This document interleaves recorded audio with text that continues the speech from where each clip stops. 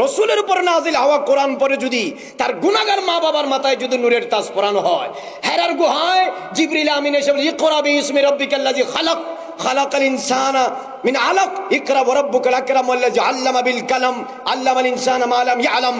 5টি আয়াত নাজিল হওয়ার মাধ্যমে একে একে রফতা রফতা দরজান দরজান 30 পারা কোরআনে মাজিদ দীর্ঘ 23 বছর ধরে যেই নবীর সিনায়ে পাক আল্লাহ জাল্লা মাজদুহু নাজিল করেছে, আরে নবীর উপর নাজিল হওয়া কোরআন পড়লে যদি গুনাহগার উম্মত নূরের তাজ পায়, আর সেই কোরআন যেই নবীর সিনায়ে পাকে নাজিল হয়েছে, যেই নবীর হুজরায়ে আনোয়ারে নাজিল হয়েছে, সেই নবী যেই মা বাবার গর্ভে পৃষ্টি ছিল, সেই মা বাবা তো একটা দুইটা নূরের তাজ পরানো হবে না, পৃথিবীর সবচেয়ে কোটি গুণ বেশি নূরের তাজ আল্লাহ জাল্লা মাজদুহু আমার নবীর মা বাবার মাথার উপর পরানো হবে। বড় করে বলুন সুবহানাল্লাহ।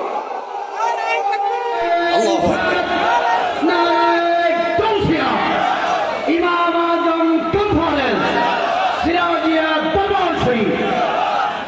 আপনি সলিমউদ্দিন কলিমউদ্দিন, আপনি আব্দুল খালকুল, আপনি কোরআন বললে আপনার মা বাবা যদি নূরের তাজ পায়, তাহলে রসুলের মা বাবা জাহান্নামে যাবে। এটা কোনোদিন সুস্থ বিবেকবান বুখারী পড়ুক, মুসলিম পড়ুক, তিরমিজি পড়ুক, আবু দাউদ পড়ুক, নাসাই পড়ুক, তাফসীর পড়ুক, ফিকহ পড়ুক, সুলুক পড়ুক, জাহাদ পড়ুক, যাই পড়ুক না কেন, একজন ওয়াফাদার উম্মত সেই স্কুল কলেজ ইউনিভার্সিটি ছোট বিদ্যালয় মহাবিদ্যালয় বিশ্ববিদ্যালয় বাংলাদেশের বাইরে from any kind of area of the world, পৃথিবীর যে কোনো প্রান্ত থেকে any kind of Islamic and religious and non Islamic scholar, সে কখনো নেভার টেল, সে কখনো বলতে পারে না, তার বিবেক যদি ঠিক থাকে এই কথা কোনোদিন বলতে পারে না কোরআন পড়ে আমার মা বাবা নূরের তাজ পাবে, আর কোরআন যার ঘরে নাজিল হয়েছে তার মা বাবা দুজকে যাবে, এই কথা কোনোদিন ওয়াফাদার উম্মত বলতে পারে না। কথা বলেন ঠিক না? বর্তমানে আপনারা জানেন সোশ্যাল মিডিয়াতে, ইউটিউবে, সব জায়গায় একটা মাসালা নিয়ে তুমুল আলোচনা হচ্ছে। সেই মাসালাটি হলো রাসূল করিম রউফুর রহিম সৈয়দুল মুরসালিন ইমামুল আউয়ালিন ওয়াল আখিরিন তাজদার মদিনা রাহত সুরুর কলব ওয়াসিনা হুজুর পুর নূর শাফিঈ ইয়াউমিন নুশুর সাকিয়ে কাউসার শাফিয়ে মাহশর আউয়ালু মা খলক সাহিবে লৌলাক সাইয়াহ আফলাক नूर मुजस्सम शफी मुअज़्ज़म सैयद बुल्द बनी आदम साहिबुल मकामिल महमूद साहिबुल मकामिल मशहूद साहिबुल शफातिल कुबरा साहिबुल शफातिल उज़्मा सकीन मकीन गुंबद खदरा कब्रे कियामतेर मैदाने महशर मैदाने ফুলসিরাতের গোড়ায় হিসাব ও কিতাবের সময়ে গুনাহগার উম্মতদেরকে আপন মর্জি মোতাবেক শাফাত দিয়ে তারানে ওয়ালা নবী, দুই জাহানের বাদশা নবী, রহমতুল্লিল আলামিন সৈয়দুল মুরসালিন নবীর আব্বাজান হযরতে সৈয়দনা আব্দুল্লাহ রাদিয়াল্লাহু তাআলা আনহু এবং হুজুরের আম্মাজান সৈয়দা আমেনা রাদিয়াল্লাহু তাআলা আনহা দুইজনেই জান্নাতি না জাহান্নামী, মুওয়াহিদ নাকি কাফের, এই বিষয় নিয়ে বর্তমানে সোশ্যাল মিডিয়ায় ইউটিউবে বিভিন্ন আলেমদের আলেম পাড়ায় এটা অত্যন্ত প্রচুরভাবে আলোচনা হচ্ছে। কথা বলেন ঠিক না? আজকে আমরা জানবো কোরআন এবং সুন্নাহর আলোকে। Now we are going to know what is the proper ফথ about this মাসালা on based according to holy both Quran and Sunnah। কোরআন সুন্নাহর আলোকে আমরা জানবো। আপনারা জানেন সৈয়দনা ইব্রাহিম খলিলুল্লাহ, আল্লাহ রাব্বুল আলামিন যাকে খলিলুল্লাহ বানিয়েছেন, সৈয়দনা ইব্রাহিম আলাইহিস সালাম এবং সৈয়দনা ইসমাঈল আলাইহিস সালাম দুইজনেই বাবা এবং ছেলে খানায়ে কাবা নির্মাণ করার পরে আল্লাহ রাব্বুল আলামিনের কাছে দোয়া করেছেন। ওয়াইজ ক্বালা ইব্রাহিম, যখন আল্লাহ রাব্বুল হযরত ইব্রাহিম আলাইহিস সালাম বলছেন যে হে বারি তাআলা, যে আমি তোমার কাছে দোয়া করছি, রব্বি জাআল হাযাল বালাদা আমিনান ওয়াজনুবনি ওয়া বানিয়া আন না'বুদাল আসনাম। এই আয়াতটি পবিত্র কোরআনে মাজিদের মধ্যে আছে। হযরত ইব্রাহিম আলাইহিস সালাম দোয়া করেছেন, রব্বি জাআল, হে প্রভু তুমি করো, হাযাল বালাদা আমিনান, এই মক্কা শহরকে নিরাপদ শহর বানাও। এটা দোয়া করেছেন সাইয়েদনা ইব্রাহিম আলাইহিস সালাম। এরপরে বলেছেন ওয়াজনুবনি, এবং আমাকে, ওয়া বানিয়া, এবং আমার বংশধরকে তুমি রক্ষা করো, পরহেজ করো, পরিত্রাণ দাও, বিরত রাখো, আন্না আবুদাল আসনাম, মূর্তি পূজা থেকে, মূর্তি পূজা থেকে আমাকে এবং আমার বংশধরকে, সন্তান সন্ততিদেরকে তুমি দূরে রাখো। এই দোয়া সাইয়েদনা ইব্রাহিম আলাইহিস সালাম আল্লাহর কাছে করেছেন। বড় করে বলুন সুবহানাল্লাহ। এই আয়াতের মধ্যে কয়টি দোয়া? বড় করে বলেন কয়টি দোয়া? রব্বি জাআল হাযাল বালাদা আমিনান, হে আল্লাহ তুমি এই শহরকে নিরাপদ শহর বানাও, make this town the safe town, এটাকে তুমি নিরাপদ শহর বানাও। এক নাম্বার, ওয়াজনুবনি ওয়া বানিয়া নাবুদাল আসনাম, আমাকে এবং আমার বংশধরকে মূর্তি পূজা থেকে দূরে রাখো। বলেন সৈয়দনা ইব্রাহিম আলাইহিস সালামের এই দোয়া আল্লাহর দরবারে কবুল হয়েছে নাকি হয়নি? জোরে বলেন, হয়েছে নাকি হয়নি? উনি তো নবীদের দাদা, হযরতে জাদ্দুল আম্বিয়া বলা হয়, হযরত ইব্রাহিম খলিলুল্লাহ, ওয়াত্তাখাযাল্লাহু ইব্রাহিমা খলিলা, আল্লাহ রাব্বুল আলামিন সৈয়দনা ইব্রাহিম ইসলামকে খলিল বানিয়েছেন। এখন বলেন, যদি সৈয়দনা ইব্রাহিম আলাইহিস সালামের দোয়া যদি আপনারা মনে করেন আল্লাহর দরবারে কবুল হয়নি, তাহলে এটা আহলুস সুন্নাত ওয়াল জামাতের আলোকে কোরআন সুন্নাহ বিরোধী একটা আকীদা। এক, যদি দোয়া কবুল না হয়ে থাকে, তাহলে কবুল না হওয়া একটি দোয়া কোরআন শরীফের আয়াতের আলোকে আল্লাহ রাব্বুল আলামিন আমার নবীর উপরে কোনোদিন নাজিল করতেন না। কথা বলেন ঠিক কিনা? যেহেতু হযরত সৈয়দনা ইব্রাহিম আলাইহিস সালামের এই দোয়া কোরআনের আয়াতের আলোকে আল্লাহ রাব্বুল আলামিন রাহমাতুল আলামিনের উপর নাজিল করেছেন, বোঝা যায় সকল নবীদের দোয়া যেমন কবুল, সৈয়দনা ইব্রাহিম আলাইহিস সালামের এই দোয়া আল্লাহর দরবারে কবুল।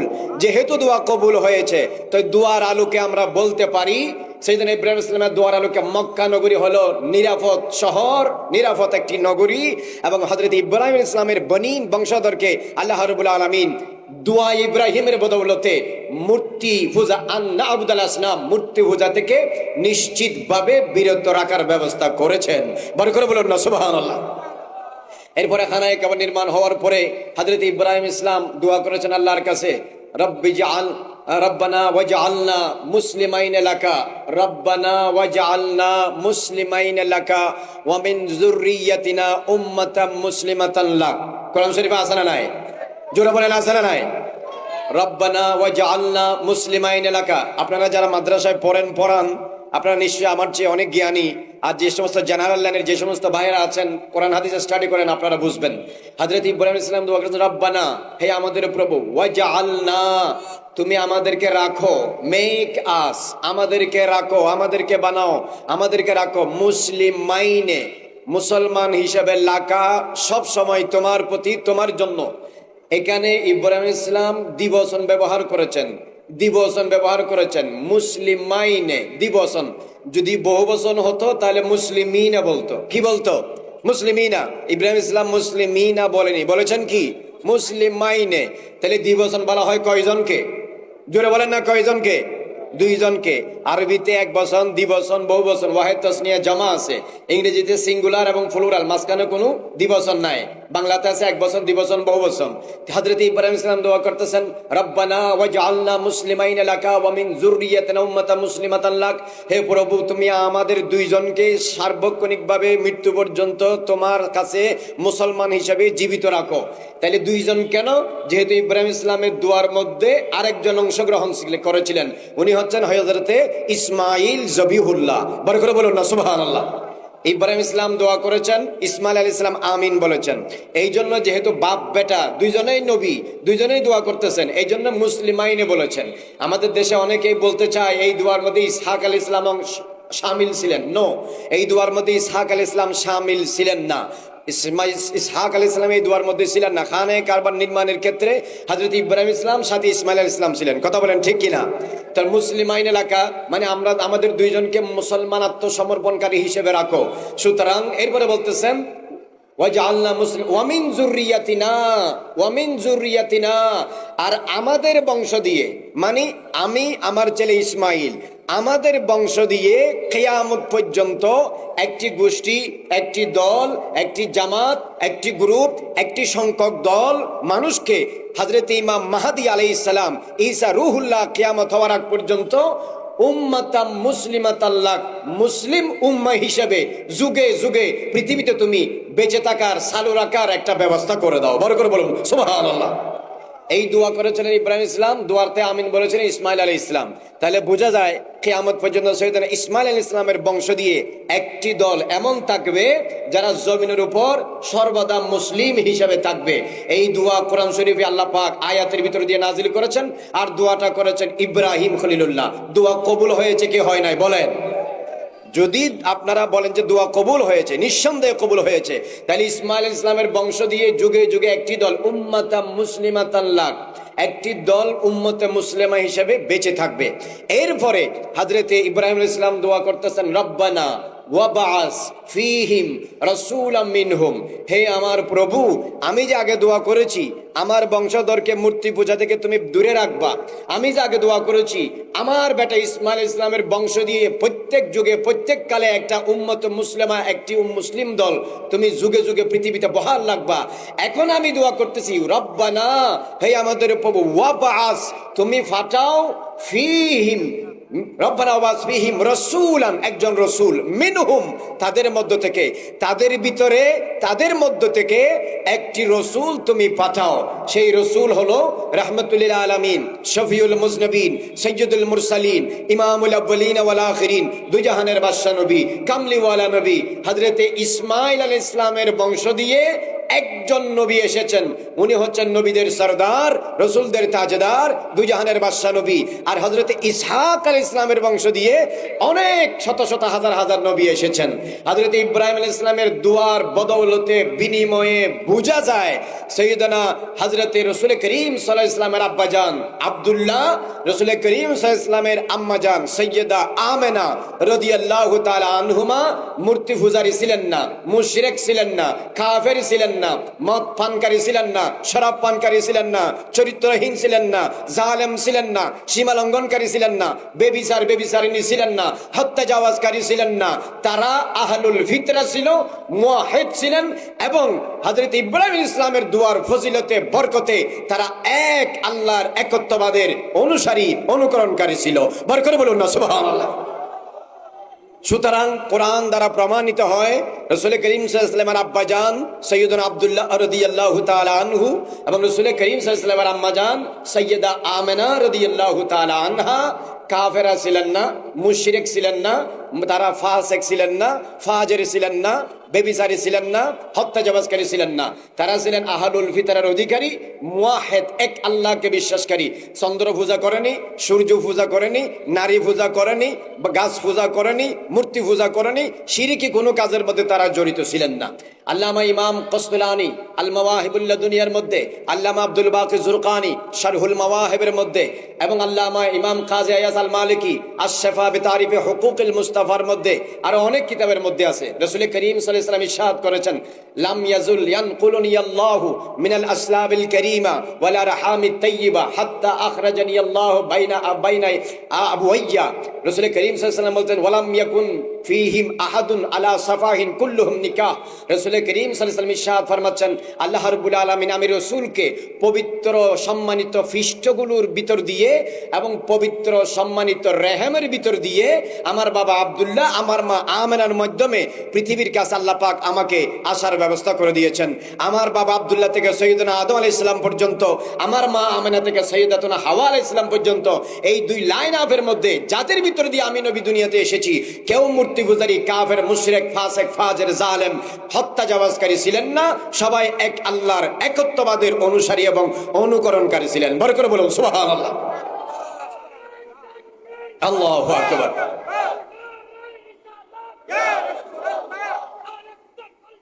জিন্দাবাদ।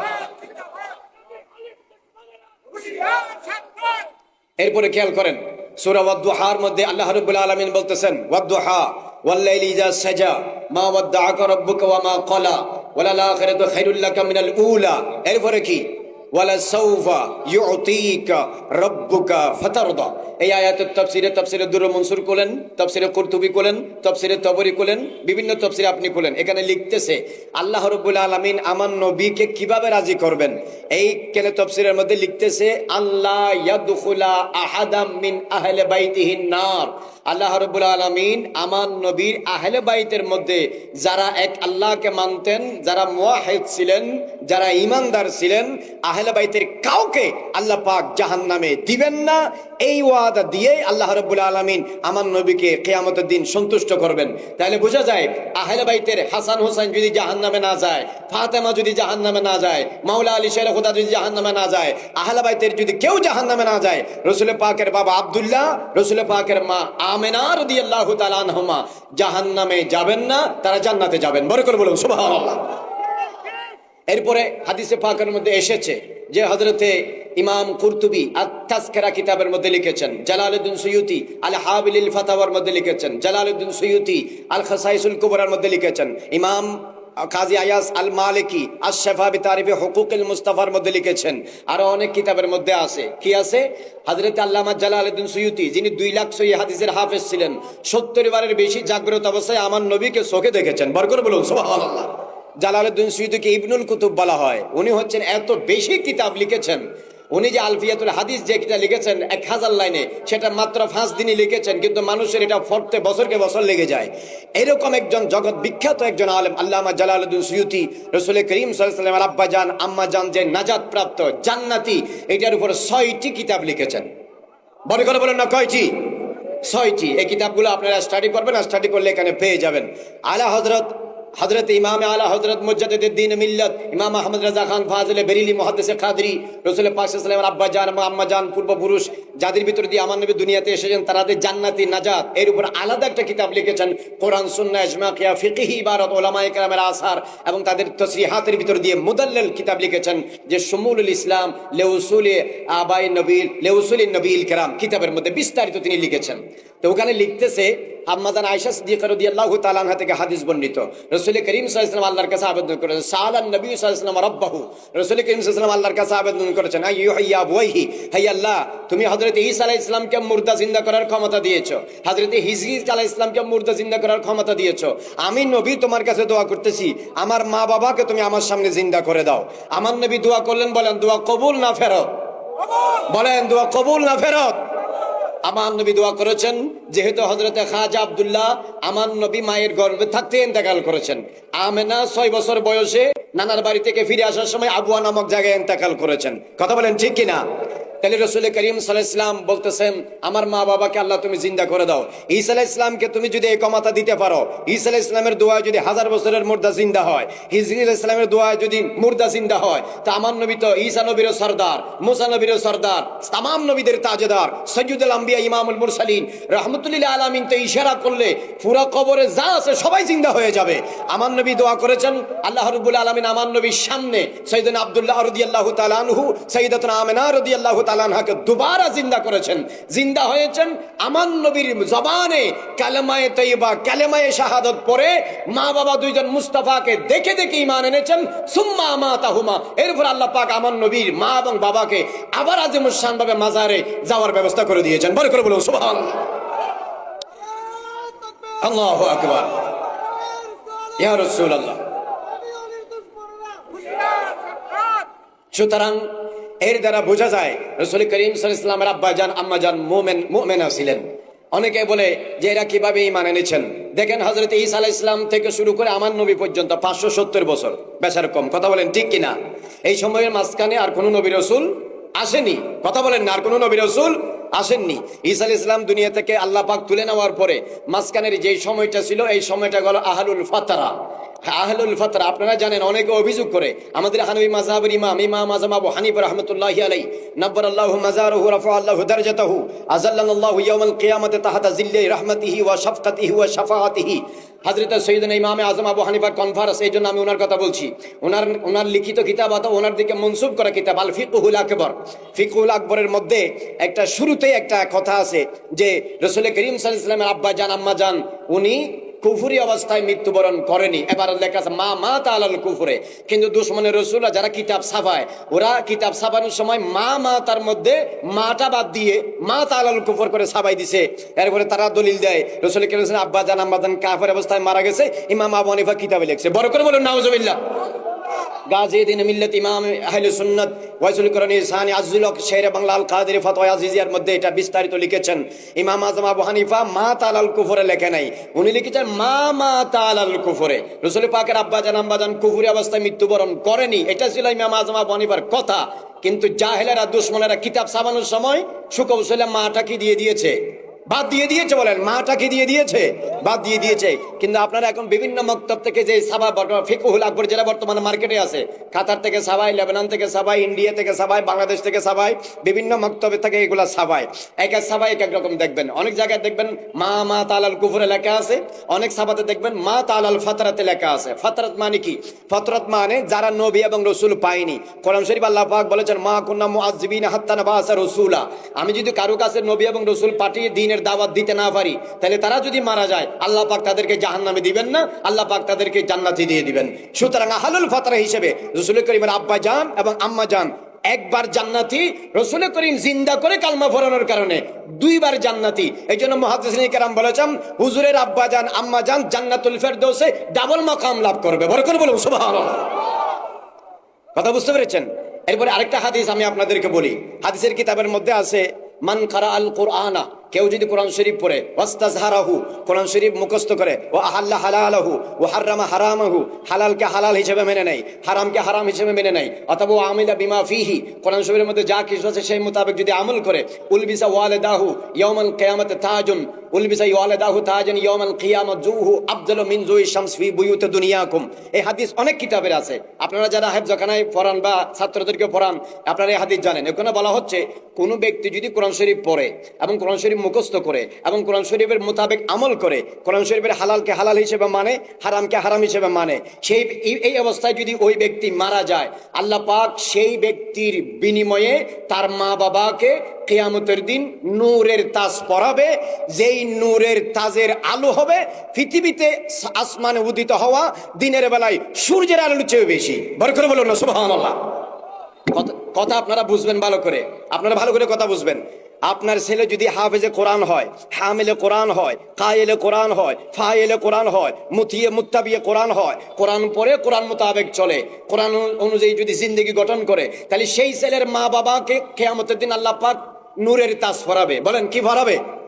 জোরে বলেন না কি পরাবে? নূরের তাজ পরাবে। তাহলে এই নূরের তাজটার বৈশিষ্ট্য কিরকম? জুহু আফজালু মিন জুই শামস ফি বুয়ুতি দুনিয়াকুম, তোমাদের দুনিয়াতে দিনের বেলায় সকালবেলায় যে সূর্য উঠে ওই মা বাবার মাথার তাজের আলো দুনিয়ার সূর্যের চেয়ে বেশি হবে। আল্লাহু আকবার বলেন। এখন বলেন লৌহে মাহফুজের কিতাব, হেরার গুহার কিতাব, যেই কিতাব রসুলের উপর নাজিল হয়েছে, রসুলের মাধ্যমে পাওয়া উম্মত, এই কোরআন শরীফ পড়লে, কোরআন মোতাবেক চললে, কোরআন অনুযায়ী জীবন গঠন করলে, তার গুনাহগার মা বাবাকে যদি কিয়ামতের দিন নূরের তাজ পরানো হয়, তাহলে ছেলের কারণে মা বাবা যদি সম্মানিত হয়, আপনারা বলেন নূরের তাজ কি কাফেরকে পরায় না মুমিনকে পরায়? বড় করে বলেন কাফেরকে না মুমিনকে? আচ্ছা, যার মা বাবাকে নূরের তাজ পরানো হবে সেই মা বাবা যদি গুনাহগার হয়, ছেলের কারণে আল্লাহ পাক মা বাবার গুনাহ মাফ করে দিবে। কথা বলেন ঠিক কিনা?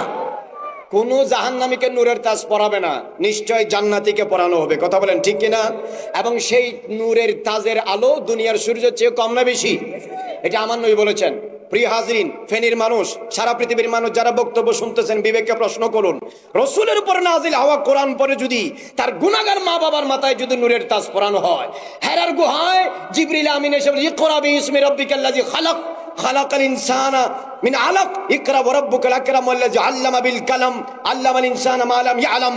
5টি আয়াত নাজিল হওয়ার মাধ্যমে একে একে রফতা রফতা দরজান দরজান 30 পারা কোরআন মাজিদ দীর্ঘ 23 বছর ধরে যেই নবীর সিনায়ে পাক আল্লাহ জাল্লা মাজদুহু নাজিল করেছে, আর নবীর উপর নাজিল হওয়া কোরআন পড়লে যদি গুনাহগার উম্মত নূরের তাজ পায়, আর সেই কোরআন যেই নবীর সিনায়ে পাকে নাজিল হয়েছে, যেই নবীর হুজরায়ে আনোয়ারে নাজিল হয়েছে, সেই নবী যেই মা বাবার গর্ভে পৃষ্ঠে ছিল, সেই মা বাবা তো একটা দুইটা নূরের তাজ পরানো হবে না, পৃথিবীর সবচেয়ে কোটি গুণ বেশি নূরের তাজ আল্লাহ জাল্লা মাজদুহু আমার নবীর মা বাবার মাথার উপর পরানো হবে। বড় করে বলুন সুবহানাল্লাহ। আল্লাহু আকবার।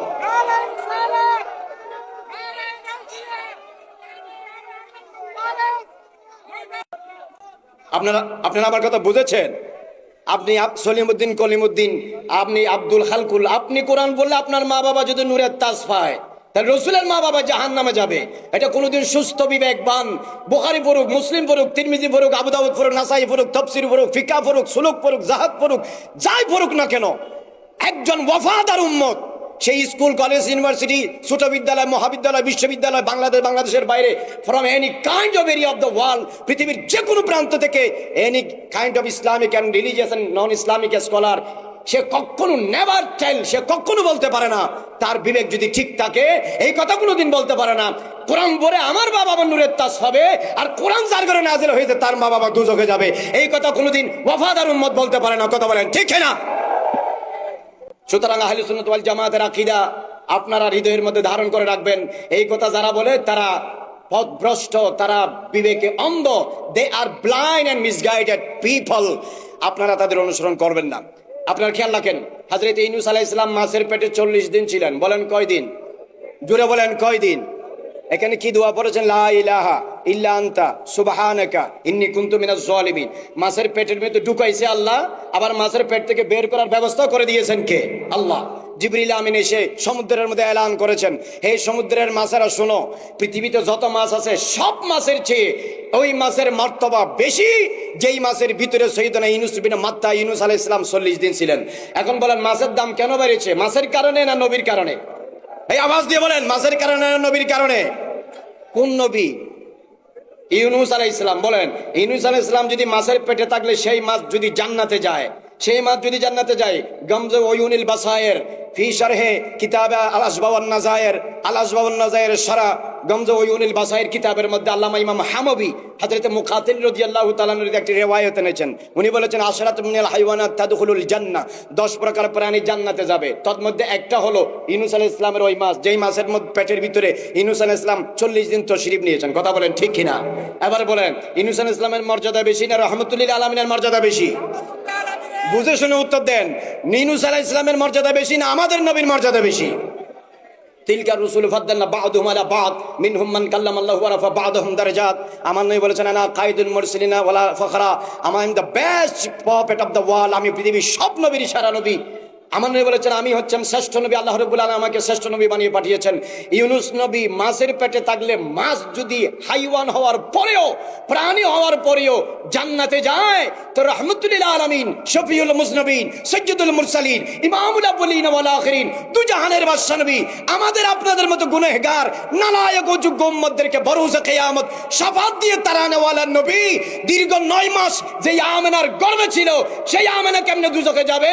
আল্লাহর ইজ্জতের কসম, রাসূল পাকের বাবা আব্দুল্লাহ এবং আম্মা সাইয়্যিদা আমেনা জান্নাতুল ফেরদৌসে আলা শান মাকামে থাকবে। বড় করে বলুন সুবহানাল্লাহ। কথা বলেন ঠিক কিনা? ইউনূস নবী ফেটে থাকলে যদি মাছ জান্নাতে যায়, তা আমার নবীর মা বুঝি জাহান্নামে যাবে? জাহেলের বাচ্চা জাহেল। মানুষের বিবেক যদি শয়তানের কাছে বন্ধক হয় তখন মুখ দিয়ে এরকম কথা বের হয়। কথা কোন ঠিক কিনা? সুতরাং আপনারা শুনেন, listen to me, keep in silence, আমার কথা শুনেন। এরপরে ফিকহের সব কিতাবে লেখা আছে, আপনারা কিতাব খুলে দেখবেন। আন্নাল বুকাত আল্লাতী ইত্তাসালাত বিজাসাদিন নবী সাল্লাল্লাহু আলাইহি ওয়াসাল্লাম ওয়া হিয়া আফজালু মিনাল আরশ, মাজারে পাকে রওজা শরীফে মদিনাতুল মুনাওয়ারায় যেই মাজারে আমার নবী শুয়ে আছেন, আরাম ফরমাচ্ছেন, সেই আমার নবীর পেট শরীর মুবারকের সাথে যেই মাটি লেগে আছে, সেই মাটি হানাফি শাফি মালিকি হাম্বলি সব মাযহাব মোতাবেক আরশ থেকে দামি। কথা বলেন ঠিক কিনা? রসুলের সাথে মাটি লাগলে যদি মাটি 800 থেকে দামি হয়, রসুল যে মায়ের পেটের ভিতরে ছিল সেই মা যদি জাহান্নামে যাবে, কেমন? সেই মা জাহান্নামে যাবে। হ্যাঁ, রসুলের হাদিস পরে রসুলের মা বাবারে জাহান্নামে পাঠায়, হুজুর বসে আছে জান্নাতে যাইতে। এরকম হুজুর চিন্তা করেন, বাংলাদেশে এরকম হুজুর আছে, এরকম হুজুরে বাংলাদেশের মাটিতে বসবাস করে, রসুলের উপর নাজিল হওয়া কোরআন পড়ে মুফাসসির হয়, রসুলের বর্ণনাকৃত হাদিস পড়ে মুহাদ্দিস হয়, রসুলের দেওয়া শরীয়ত পড়ে শরীয়তের আলেম হয়। এই হুজুর আবার বুখারী মুসলিম পড়ে ফতোয়া দেয় আমি জান্নাতে যাব, আমার মা বাবা জান্নাতে যাবে, রসুলের মা বাবা দুজখে যাবে। বলেন এই আলেম না জাহেল? আলেম না জাহেল? আচ্ছা শুনেন, আল্লাহ রাব্বুল আলামিন পবিত্র কোরআন শরীফে ইরশাদ ফরমাচ্ছেন, ইয়াউমা লা ইউখিযুল্লাহুন নাবিয়্যা ওয়াল্লাযিনা আমানু মাহু, আল্লাহ পাক কিয়ামতের দিন আমার নবীকে এবং আমার নবীর গোলাম ঈমানদারদেরকে লাঞ্ছনিত করবেন না, অপমানিত করবেন না। এখন বলেন, আপনার সামনে যদি বলা হয় আপনার মা বাবারে আমি ফিটা দেব, মারবো, দুজকে দেব, জাহান্নামে দেব, আপনার মা বাবা সুদ, ডাকাত, বদমাশ, শরাবখোর, মূর্তি পূজারী, এরকম যদি আমি আপনার সামনে আপনার মা বাবার কথা বলি, বলেন আপনাকে অপমান করা হবে কি হবে না? বলেন হবে কি হবে না? কোরআন শরীফ আল্লাহ পাক বলে ইয়াউমা লা ইউখিজুল্লাহুন নাবিয়্যা ওয়াল্লাযিনা আমানু মাআহু, কিয়ামতের দিন আল্লাহ পাক আমার নবীকে অসম্মানী করবেন না, আমার নবীকে অপদস্থ করবেন না, আমার নবীকে লাঞ্ছিত করবেন না। তো কি করবেন? আসা আইয়াবা আসাকা রাব্বুকা মাকামান মাহমুদা, আল্লাহ পাক আমার নবীকে আরশের ডান পাশে আলিশান মাকামে মাহমুদ আল্লাহ পাক আমার নবীকে বসাবে। কথা বলেন ঠিক কি না?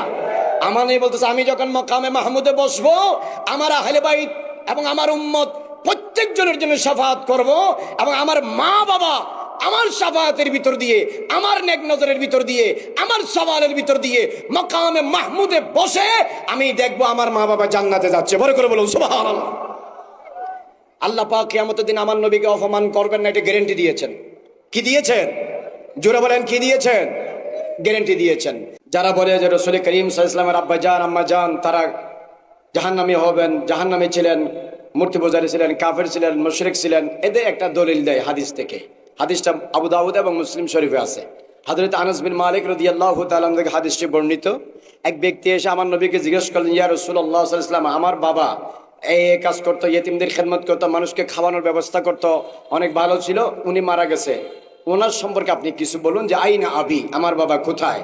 রাসূল সাল্লাল্লাহু আলাইহি ওয়াসাল্লাম বলেছেন আবু কাফিন নার, তোমার বাবা হচ্ছে জাহান্নামে। তাহলে বোঝা যায় কে কোথায় জান্নাতে জাহান্নামে আছে এটা আমার নবী জানে। কথা বলেন ঠিক কিনা? তারা এই দলিল দিয়ে আমার নবীর মা বাবার জাহান্নামে বোঝাইতে চায়, কিন্তু এই হাদিসের ভিতরে তো নবী ইলমে গায়ব জানে, এটা আবার মানে না। কথা কোন ঠিক কিনা? বেটা একটা মানুষ আর একটা মানুষ না, আমানা বিবাজিন ওয়া কাফারা বিবাস, অর্ধেক মানে অর্ধেক মানে না, এই হলো এদের কাজ কারবার। কথা কোন ঠিক কিনা? আচ্ছা যাই হোক, আসলে ওই ব্যক্তি তখন পেরেশান হয়ে গেল। যখন বললেন যে তোমার বাবা জাহান্নামে, এই কথা শুনে ওই ব্যক্তি পেরেশান হয়ে গেল। এমনি যে কেউ যদি শুনে যে বাবা জাহান্নামে, তাহলে তো পেরেশান হওয়ার কথা। কথা কোন ঠিক কিনা? তখন রাসূল করিম সাল্লাল্লাহু আলাইহি ওয়াসাল্লাম তাকে সান্ত্বনা দেওয়ার জন্য বলেছেন যে শোনো, ইন্না আবি ওয়া আবাকা ফিন্নার, আমার বাবা তোমার বাবা দুজনেই জাহান্নামী। এরকম একটা কথা হাদিসের মধ্যে আছে, মুসলিম শরীফ এবং অন্যান্য হাদিসে। কিন্তু মজার বিষয় হচ্ছে এই হাদিসটার ব্যাপারে মুহাদ্দিসিন কেরাম, উলামায়ে কেরাম বিভিন্ন কথাবার্তা বলেছেন। ইমাম ইবনে শাহিন রাহমাতুল্লাহি আলাইহি ওনার কিতাব আন-নাসিখ ওয়াল মানসুখের মধ্যে লিখেছেন, আরো অন্যান্য সহিহ হাদিসের দ্বারা, যে হাদিসগুলোর দ্বারা প্রমাণিত হয় রাসূল পাক সাল্লাল্লাহু আলাইহি ওয়াসাল্লামের আব্বা জান আম্মা জান জান্নাতি, এরকম হাদিসগুলোর দ্বারা এই হাদিসটি রহিত হয়ে গেছে। বরকত বলুন না সুবহানাল্লাহ। এক নম্বর জবাব। দুই নম্বর জবাব হচ্ছে এই হাদিসটি হযরত আনাস বিন মালিক রাদিয়াল্লাহু তাআলা আনহু থেকে বর্ণনা করেছেন সাবিতুল বুনানি রাদিয়াল্লাহু তাআলা আনহু। সাবিতুল বুনানি থেকে বর্ণনা করেছেন হাম্মাদ বিন সালামা রাদিয়াল্লাহু তাআলা আনহু। এই সাবিতুল বুনানির যত ছাত্র আছে, এই ছাত্রগুলোর মধ্যে একজন ছাত্র হচ্ছে হাম্মাদ বিন সালামা। ধরেন আমার ক্লাসে 20 জন ছাত্র আছে, তা আমি একটি মাসালা বয়ান করলাম, 20 জনে শুনছে না? কথা বলে না, 20 জনে শুনছে কিনা? 20 জনের মধ্যে 19 জন বয়ান করছে একরকম, একজনে বয়ান করছে গিয়ে কি আরেক রকম। তো ক্লাসে 20 জন ছিল, তো একজনের কথা যদি 19 জনের সাথে না মিলে, তাহলে একজনের কথাকে গ্রহণ করা হবে? বলেন না, গ্রহণ করা হবে? সাবিতুল বুনানির যে ছাত্রগুলো ছিল ওদের মধ্যে হাম্মাদ বিন সালামা ছাড়া বাকি কেউ এই অংশটা বর্ণনা করেনি। অংশটা কি? যে রাসূল বলেছে ইন্না আবি ওয়া আবাকা ফিন্নার, আমার বাবা এবং তোমার বাবা দুজনেই দুজকি। হাদিসের এই অংশটা একমাত্র হাম্মাদ বিন সালামা ছাড়া সাবিতুল বুনানি থেকে যত ছাত্ররা হাদিস বয়ান করেছে অথবা অন্যান্য সাহাবী থেকে যারা এই বিষয়ে হাদিস বর্ণনা করেছে তারা কেউ এই অংশটা বলেনি। যেমন আমি আপনাদেরকে বলি, ইবনে মাজার মধ্যে আরেকটা হাদিস আছে, এবং মুসনাদে বাজ্জারের মধ্যে আরেকটা হাদিস আছে, তাবরানির মধ্যে আরেকটা হাদিস আছে, এবং এটা ছাড়াও আল হাবিলিল ফাতাওয়ার মধ্যে আল্লামা জালালউদ্দিন সুয়ুতী আরেকটা হাদিস বর্ণনা করেছেন। এই সমস্ত হাদিসের কিতাব আপনি বিশ্লেষণ করলে, স্টাডি করলে আপনি বুঝতে পারবেন হযরতে ইমাম জুহরি রাহমাতুল্লাহি আলাইহি ওনার থেকে সালেম তার ফিতা থেকে হাদিস বর্ণনা করেছেন। বিভিন্ন রওয়ায়াত আছে। ওই ব্যক্তি যখন জিজ্ঞেস করেছে হুজুর আইনা আবুকা, হুজুর আমার বাবা না জাহান্নামে, আপনার বাবা কোথায়? অথবা অন্য রাওয়ায়াতে আছে আইনা মা দাখালু আবিকা, আপনার বাবার স্থান কোথায়? তখন রাসূলুল্লাহ সাল্লাল্লাহু আলাইহি ওয়াসাল্লাম বলেছেন হাইসুমা মারারতা বেকবরি কাফিরিন, যখন তুমি কোনো কাফিরের কবরের পাশ দিয়ে যাবে। অফি রাওয়ায়াতিন, অন্য রাওয়ায়াতে আছে হাইসুমা মারারতা বেকবরের মুশরিকিন, কোন মুশরিকের কবরের পাশ দিয়ে যাবে, ফাবাশশিরহু বিন্নার, তখন তুমি বলো তোমাদের জন্য আল্লাহ পাক জাহান্নাম রেখেছে। এটা হচ্ছে হাদিসের মেন ইবারত। এই ইবারতটা বাদ দিয়ে হাম্মাদ বিন সালামা এটার জায়গায় বর্ণনা করেছে ইন্না আবি ওয়া আবাকা ফিন্নার, আমার বাবা তোমার বাবা দুজনেই জান্নাতি। এই জন্য ইমাম যাহাবি উনার কিতাব আল কাশিফের মধ্যে, ইমাম যাহাবি মিজানুল ইতিদাল ফি নকদির রিজালের মধ্যে লিখেছেন হাম্মাদ বিন সালামা উনি প্রাথমিক বয়সে শেখা ছিলেন, বিশ্বস্ত ছিলেন। শেষ বয়সে গিয়ে ওনার ব্রেন মুখস্থ শক্তি কি হয়ে গেছে, কমে গেছে। ওয়ালাকিন্নাহু আহামুন ইয়াগলাত, শেষ বয়সে গিয়ে তাহার ব্রেন স্লো হয়ে গেছে, যা মুখস্থ করতো তা অল্প সময় কি যাইতো, ভুলে যাইতো। এই জন্য উনি উনি এই হাদিসের এক অংশের জায়গায় আরেক অংশ কি করে ফেলেছে, বর্ণনা করে ফেলেছে। এই জন্য মুহাদ্দিসিন কেরাম অন্যান্য হাদিসের সামনে হযরতে আনাস বিন মালিক থেকে বর্ণিত সাহাবাতুল বুনানি থেকে বর্ণিত হাম্মাদ বিন সালামা, এই হাদিস মুহাদ্দিসিন কেরাম গ্রহণ করেনি। এক। 3 নম্বর জবাব, আপনারা বলেন কোরআন এবং হাদিস যদি পরস্পর বিরোধী হয়, যদি সমাধান দেওয়া সম্ভব না হয়, তাহলে হাদিসের উপর আমল করব না কোরআনের উপর আমল করব? বড় করে বলেন, কিসের উপর আমল করব? এটা তো হানাফি, শাফি, মালিকি, হাম্বলি সব মাযহাবের একই কথা। কোরআন বলতেছে রাসূল করিম সাল্লাল্লাহু আলাইহি ওয়াসাল্লামের পূর্বপুরুষ যাদের ভিতর দিয়ে আমার নবী সে জান্নাতি, আর হাদিসের একটা অংশ যদি বলে কোরআনের বিপরীতে, হাদিসের সেই অংশ গ্রহণযোগ্য নয়, গ্রহণযোগ্য নয়। সুতরাং কোরআন, সুন্নাহ, ইজমা, কিয়াস, দলিল, কতঈ দ্বারা প্রমাণিত রাসূল করিম সাল্লাল্লাহু আলাইহি ওয়াসাল্লামের আব্বাজান সাইয়্যিদুনা আব্দুল্লাহ, রাসূল করিম সাল্লাল্লাহু আলাইহি ওয়াসাল্লামের আম্মাজান সাইয়্যিদানা আমেনা রাদিয়াল্লাহু তাআলা আনহুমা জান্নাতি, জান্নাতুল ফেরদৌসে আলা মাকাম তারা লাভ করেছেন। বড় করে বলুন সুবহানাল্লাহ। আরেকটা কথা বলি, যারা বিরুদ্ধবাদী তারা আরেকটা দলিল দেয়। তারা বলে কি, রাসূল করিম সাল্লাল্লাহু আলাইহি ওয়াসাল্লাম যখন আল্লাহর কাছে মা বাবার কবর জিয়ারত করতে চাইছে, মা বাবার জন্য মাগফিরাত কামনা করতে চাইছে, আল্লাহ অনুমতি দেয় নাই, হাদিসের ইবারত কি, ইস্তাযানতু রাব্বি আন আগফিরা লি উম্মি ফালাম ইয়াযানলি। আল্লাহর নবী বলতেছেন, আমি আমার মা বাবার মাগফিরাতের জন্য আল্লাহর কাছে অনুমতি চাইলাম, আমার আল্লাহ পাক আমার মা বাবার মাগফিরাতের জন্য আমাকে কি দেয় নাই, অনুমতি দেয় নাই। কিন্তু কিছুক্ষণ পরে ইস্তাযানতু রাব্বি আন আযুরা কবর উম্মি ফাযিনা লি, কিছুক্ষণ পরে আমি বললাম যে আল্লাহ, আমি আমার মা বাবার কবর জিয়ারত করার অনুমতি চাচ্ছি, আল্লাহ পাক জিয়ারত করার অনুমতি দিয়েছে। এটা সহিহ হাদিসে আছে। বড় করে বলুন না সুবহানাল্লাহ। হাদিসের কয়টা অংশ?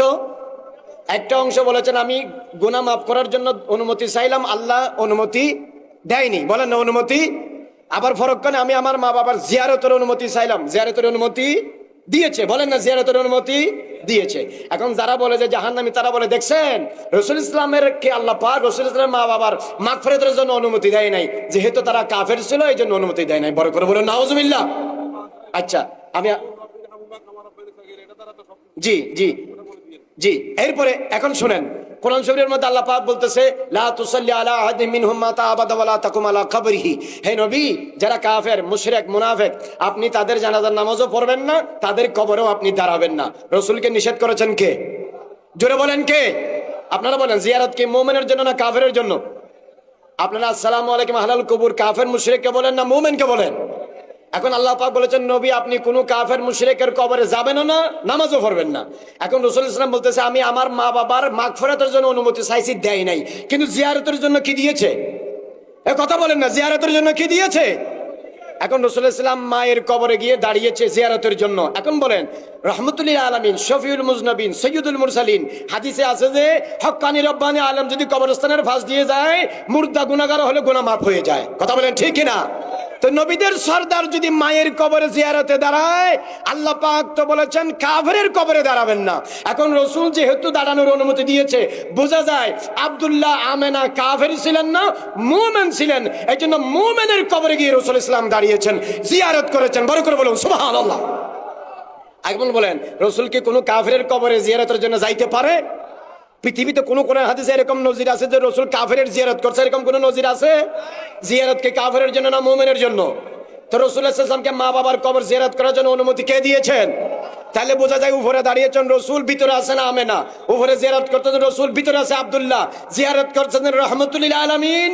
যারা কবরে শুয়ে আছে তারা ওয়ালিদায়ে রাহমাতুল্লিল আলামিন। মুস্তাফা জিয়ারত তো দূরের কথা, আমার নবী দাঁড়ানোর সাথে সাথেই তো আব্দুল্লাহ আমেনার কবর জান্নাতুল ফেরদৌসে হয়ে গেছে। বড় করে বলুন সুবহানাল্লাহ। এখন প্রশ্ন হচ্ছে, আল্লাহু আকবার, ইয়া রাসূলুল্লাহ জিন্দাবাদ, জিন্দাবাদ। এখন আপনারা বলেন, প্রশ্ন করতে পারেন, তাহলে মাগফিরাতের জন্য অনুমতি দেয়নি কেন? আপনারা বলেন, নাম হচ্ছে আমেনা, আমেনা মানে ঈমান ওয়ালি। সুবহানাল্লাহ বলেন, নাম কি? আমেনা মানে ঈমান ওয়ালি, যার ভিতরে ঈমান আছে তারই তো আমেনা কয়। তো নাম যারা আমেনা কাফের কেমনে? নাম যারা আব্দুল্লাহ সে মুশরিক হয় কেমনে? জাহেল।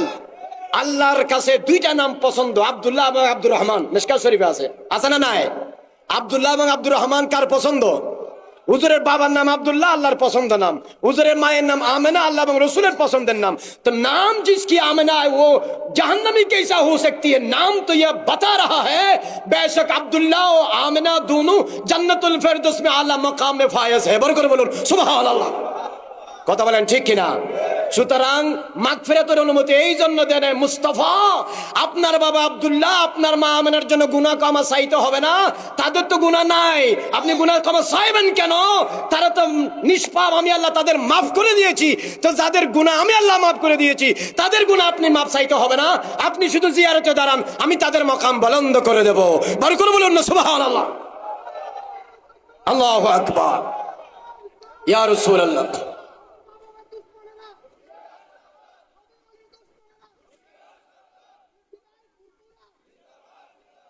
ये तकरीर जो मैं कर रहा हूँ आपके सामने पीर साहब का स्टेज में मौजूद है।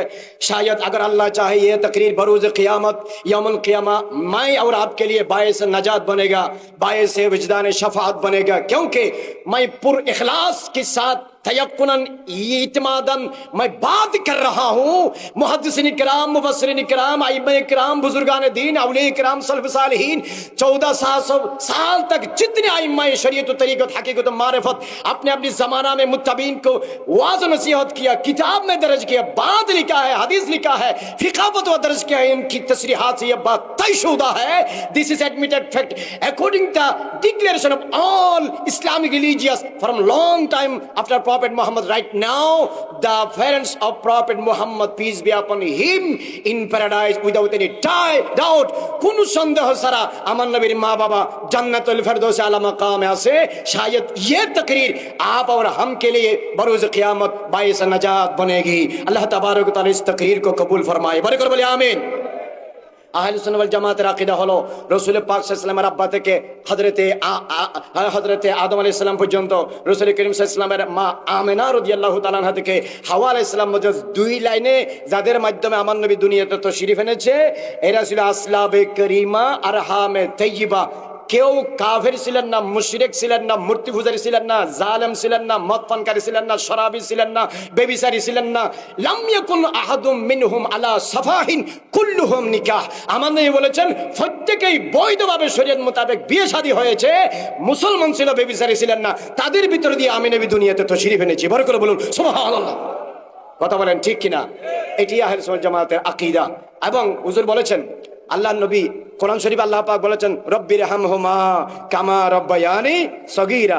নবী আমাদের জন্য দোয়া শিখিয়ে দিয়েছে যাতে আমরা আমাদের মা বাবার জন্য দোয়া করতে পারি। যিনি আমাদের মা বাবার মুক্তির জন্য দোয়া শিখিয়ে দিয়েছে, বুঝি তার মা বাবা জাহান্নামে যাবে। পাগল না হলে, ফেনীতে এবং ফাবনাতে ভর্তি না করলে, এখানে বাইরে তার ঘোরাফেরা করলে বাকিদের ইমানের খতরা আছে। কথা বলেন ঠিক না? সুতরাং বুঝতে হবে नीम मुल्ला नीम तबीब खतरे जान, नीम मुल्ला खतरे ईमान।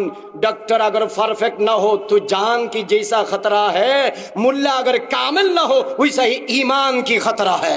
खतरा बोलें ठीक है ना? সুতরাং খারিজি, রাফিজি, শিয়া, মুতাজিলা, আহলে হাদিস, আহলে কুরআন, সালাফিল্লাহ মাযহাব আর তরিকায়ে মুহাম্মদি, এগুলার পিছনে যে don't follow any one of them, you must have to follow the only one group that will go to paradise, আহলুস সুন্নাহ ওয়াল জামাআহ। আহলুস সুন্নাত ওয়াল জামাতে থাকবেন। আল্লাহ পাক মৃত্যু পর্যন্ত আমাদেরকে আহলুস সুন্নাত জামাতে দায়েম কায়েম সাবিতুল কদম বরকরার মুস্তাকরার মুস্তামির থাকার তৌফিক দান করে। বরকত বলি আমিন। ওয়া আখিরু দাওয়ানা আনিল হামদুলিল্লাহি রাব্বিল আলামিন।